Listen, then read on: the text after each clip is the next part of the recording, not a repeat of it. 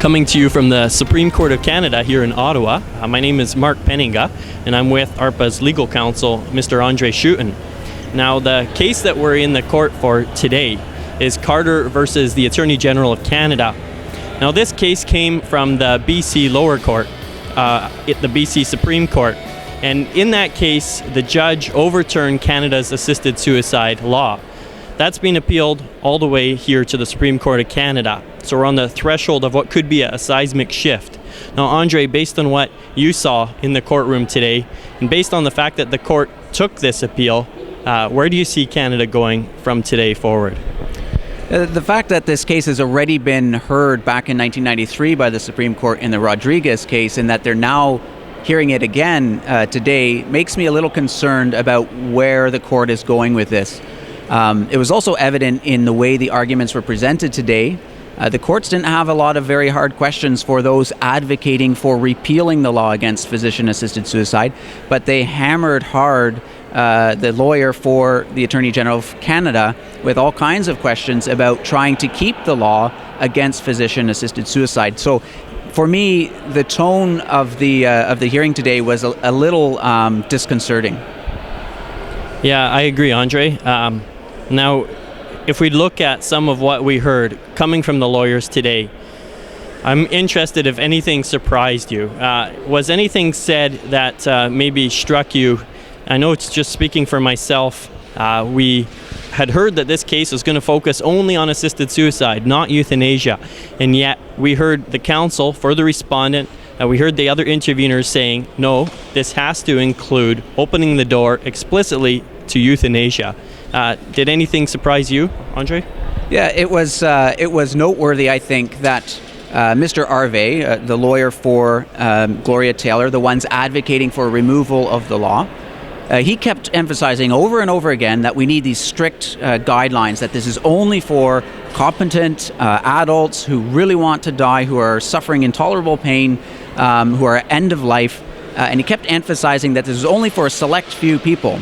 And yet we heard also the lawyer for the Canadian Civil Liberties Association get up there and say, well, no, this is not just for terminally ill people. This should be for other people as well who are suffering. And then another lawyer, the lawyer for the Farewell Foundation, said, well, actually, this shouldn't even just be for sick people, and it shouldn't just be physicians who should be assisting in suicide. In fact, the right to suicide should be a right for any adult to be able to exercise. So we saw throughout the arguments today, and I think in that sense it was good that the judges heard these arguments, that actually that standard, that objective standard, it's so fluid. Once we cross this line and we allow some assisted suicide, we're seeing that there's no stopping it. It can move on and on.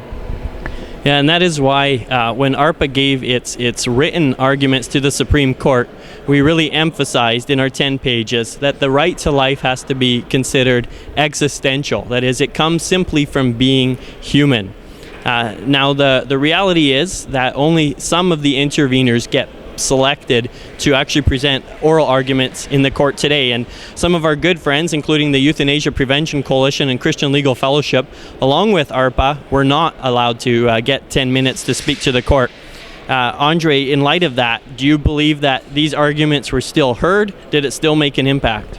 Well, our friends at the Evangelical Fellowship of Canada today also made arguments, oral arguments, for 10 minutes, and there they addressed some of the things we talked about, like sanctity of life.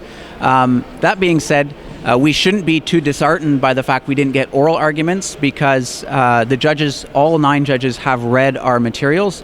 And in fact, when I was in law school, we were often told that 90% of the time, the judges have already made up their mind when they come to the hearing. They just use the oral component as an opportunity just to clarify a few questions for themselves. So I'm confident that ARPA's arguments were heard. I'm happy that the EFC was able to address the sanctity of life. And I trust that our arguments about the existential nature of the right to life, that right is given to us by God by creating us in His image, and that no one should be violating that. I'm confident that they have at least read that argument in our factum.